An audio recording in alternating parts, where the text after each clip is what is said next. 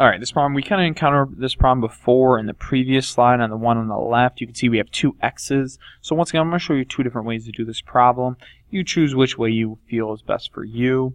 But the first one I'm going to use is called vertical angles. In my opinion, it's a little easier. What that means is if this is 138, this is 138. We know that because that's a central angle. If this is x plus 141, these two have to be the same. And the reason they have to be the same is what's called vertical angles. If you get an intersection like this, this is congruent to this, and these are congruent to that. That's how vertical angles work. We talked about that in Unit 6, so you kind of should remember that. So pretty much that means 138 equals x plus 141.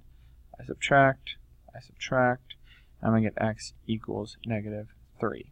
And it's okay to get a negative because the x does not represent a side length, or an angle measurement, just represents if I add it to 141. That's it. So that's one way to do it. Pretty simple, nothing too complicated. The other way, I'll show you, it's just like this.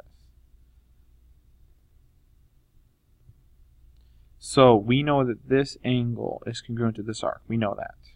We know that this is a diameter, and so is this one. So that means this angle plus whatever this is adds up to 180. Okay, so 180 minus 138, and I get 7, 10, 2, 4, 42.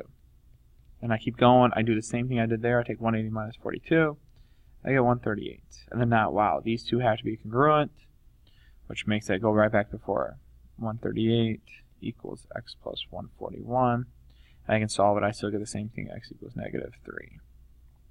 There we go. I think that was the last thing I got. So two ways to do it. Up to you to decide.